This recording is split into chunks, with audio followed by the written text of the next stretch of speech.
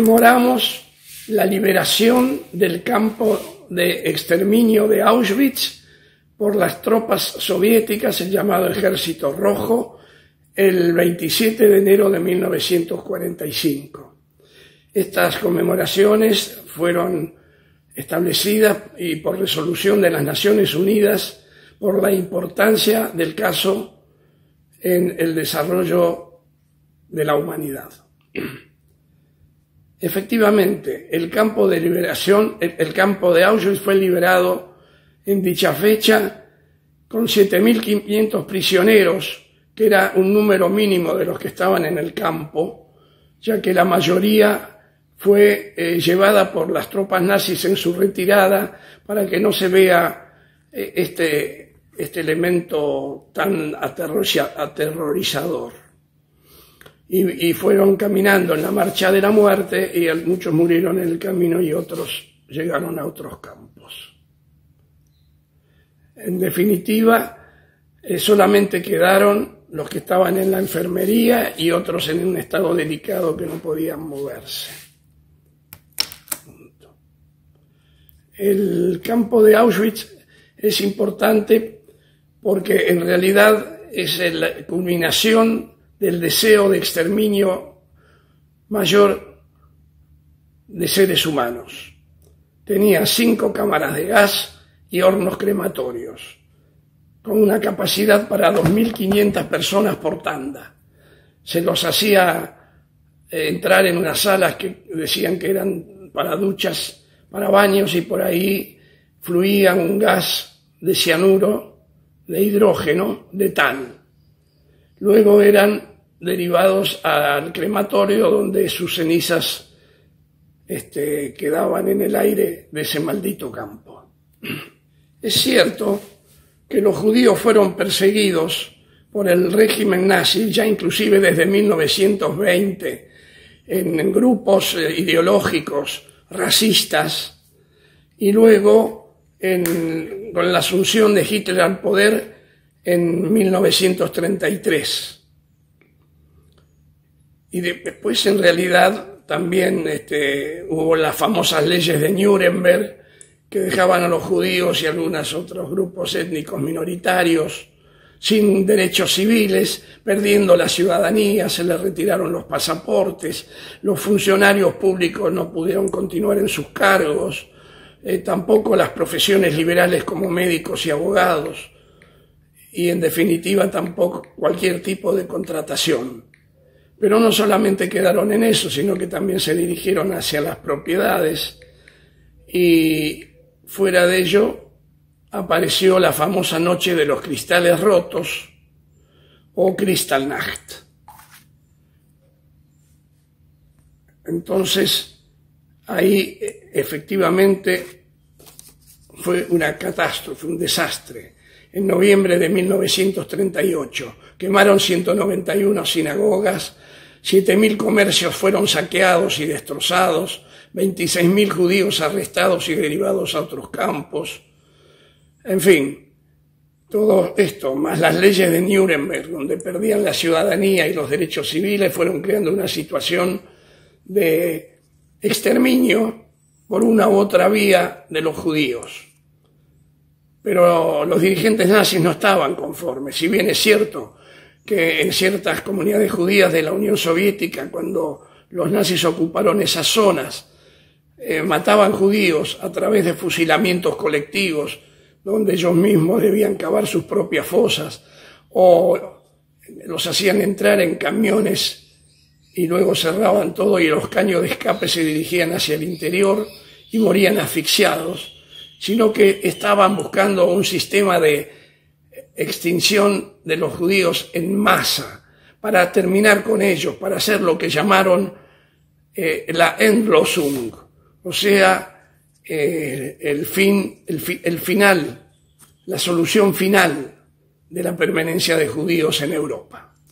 Tenemos asimismo que entender que después de estos elementos ya directamente caímos en el tema de la Shoah, en el sufrimiento, en los campos, en los trabajos forzados, en las torturas, en la disminución de la identidad con el tatuaje de números en sus brazos, en fin, en la pérdida de la dignidad, realmente en una situación inhumana jamás pensada.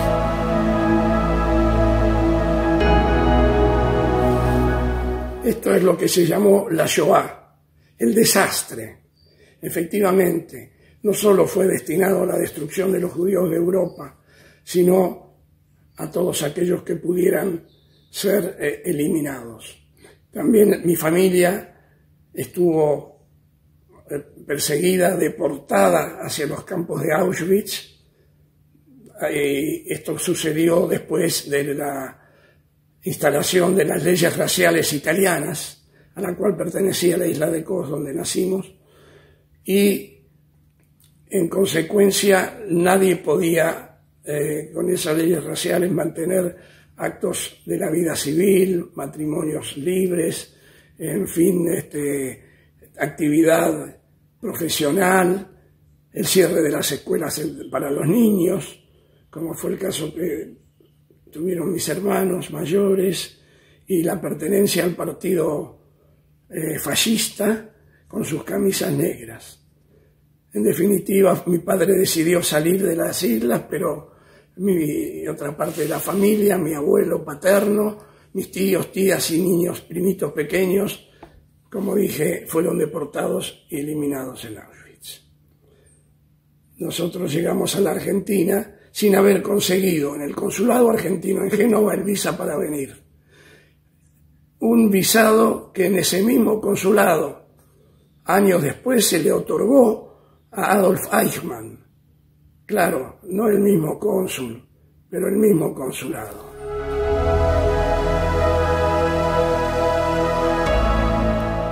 La importancia de esta conmemoración es tal que se debe recordar y se debe educar para que no vuelva a suceder este odio maldito, racismo y discriminación, persecución y muerte. En realidad, luego se siguió conmemorando esto en varios lugares como actividad principal cada 27 de enero.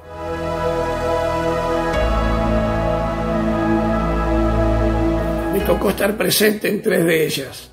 La primera vez en Madrid en 2007, donde el gobierno y la Corona Real invitó a 25 judíos sefaradíes residentes en distintas partes del mundo. Allí estuvimos presentes en el Senado y en el Congreso de los Diputados y también en la Corte, donde fuimos recibidos por las excelencias reales. En definitiva, hubo también conferencias y actividades en el Círculo de las Artes, el principal núcleo cultural de Madrid. En el segundo caso fue en París, donde también se hizo una ceremonia importante en un escenario establecido por la famosa diseñadora Agnès Varda y cinéfila. En fin, allí estuvo la presencia del presidente Chirac, que nos dejó unas palabras que luego comentaré.